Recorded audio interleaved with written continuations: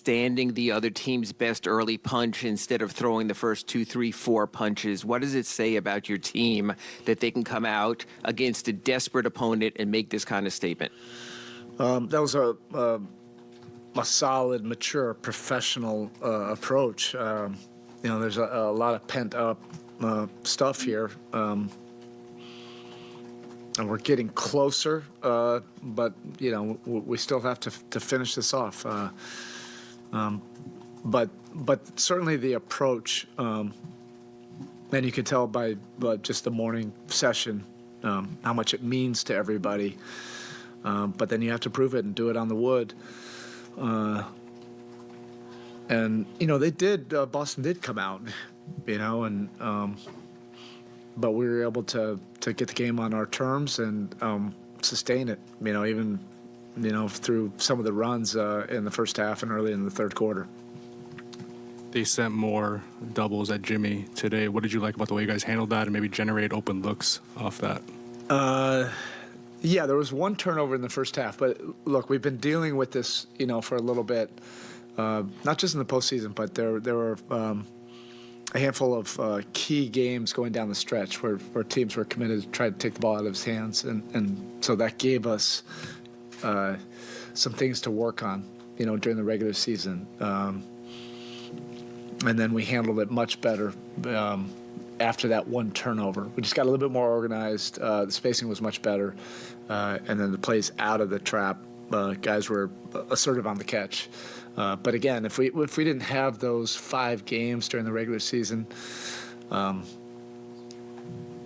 we came in the next day and we're really working on it, watching film on it, just getting all on the same page about it, that it could be different by the time we get to the postseason. And then last series, obviously, with New York, they were pretty committed to that. So at least it was at the front of our mind. Erik, when you talk about the pent-up stuff you just referred to, is that still residual from the regular season? Is that just because you're so close to getting to where you want to go? Is it? You can probably, you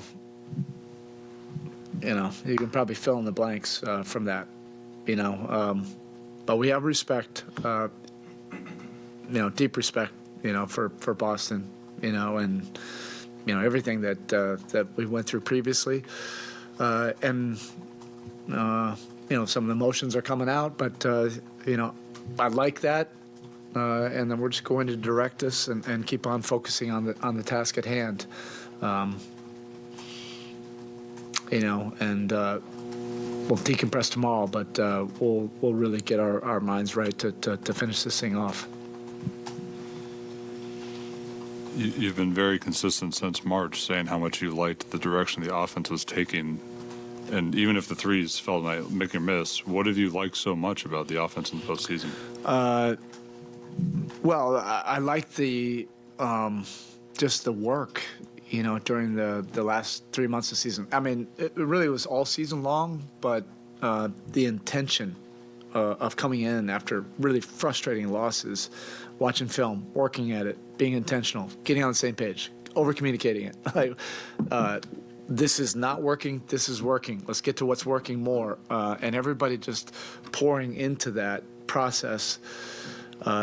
Those are gratifying experiences. Particularly when you're losing games and you're getting criticized for it, but you're still able to just come together and try to get it right. That doesn't always happen. Sometimes you fall prey to the criticism and it can go sideways. But this group showed a resilience to try to get it right. And some of those tough lessons, during the regular season where we were losing games, because of that, we were getting better from that. How important has Gabe's pull-up shooting been, specifically during this playoff run, between the step-back threes coming off the screen? Yeah, I'm glad you mentioned that. It's not just the pull-up. It's just his assertiveness and aggressiveness and reading the game. I thought he had as much of an impact and put his fingerprints on the win in Game 2 as he did tonight. One of the games he had 4 points. Another game he had 29, and he has that emotional stability to, he sees guys like Jimmy and Bam, who are the perfect role models, coming in as a young player, that it's about impacting winning. And sometimes it's about constantly making the right play and doing it on both ends of the court. That's tough to do as a young player because so much is celebrated just about that last number on the box score. But we do need, since Tyler and Vic are out, we do need Gabe scoring. Or we need his, I don't want to say that, we need his assertiveness, we need his aggressiveness, we need him putting his eyes on the rim and then making the right play. And everybody wants him to do that. The same thing with Caleb. We want those guys every single time down the floor to be aggressive.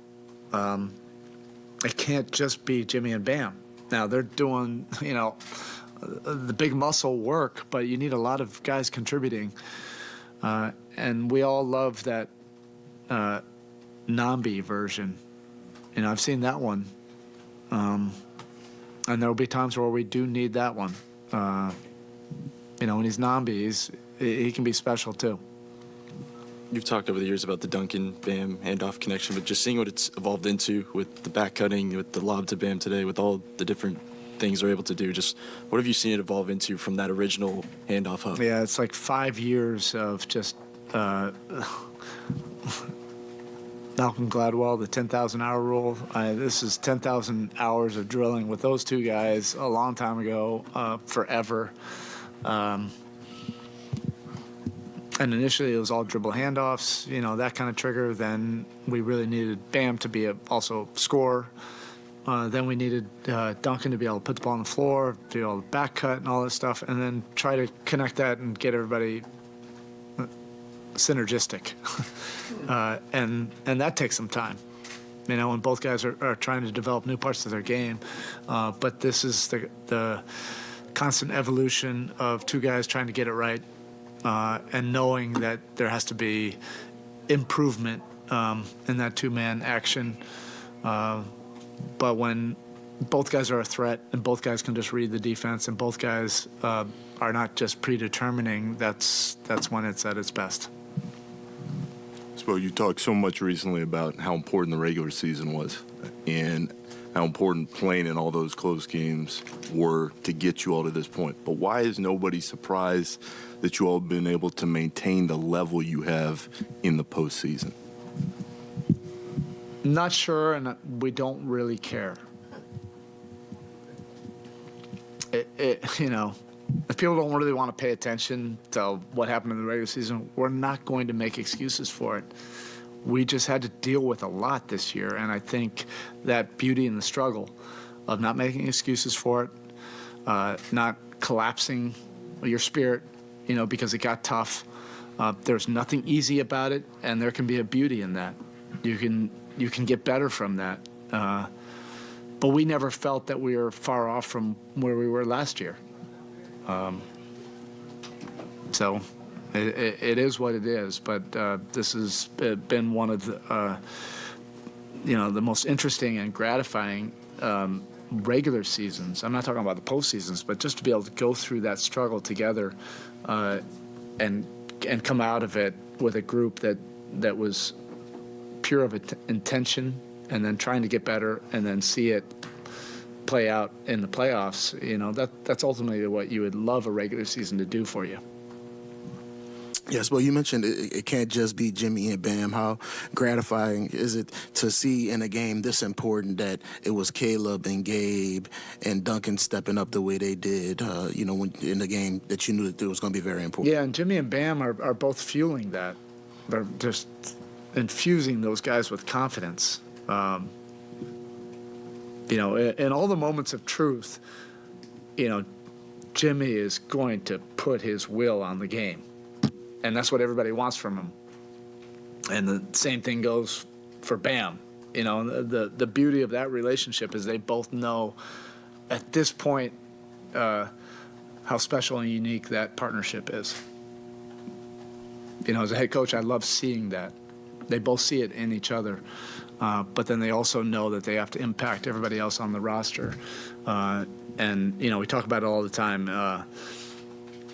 You want to breathe life into other guys and ultimately enjoy someone else's success. But that takes great emotional stability. You know, there's a lot of pressure and voices and noise, you know, coming at you from a lot of different ways. But those guys get it. You know, and you're seeing, you know, some of the role players, you know, really grow and be able to expand their games. That only happens if your star players really want that. Last question. Erik, how's Kevin's ankle? Yeah, we'll find out. He says he's fine. He was a little bit like, you know, scared about it. He said he probably could have gone in the second half, but we just wanted to reevaluate it. We're up 15, and I was like, all right, let's just make sure we know what's going on. That's where I'm going right now, you know, is to meet with the trainers and just find out exactly what it is. I don't even know if it's his ankle, you know, at this point. He was just, you know how he is. He's a tough veteran guy. Like he said he was fine. So we'll see tomorrow. Okay, thank you.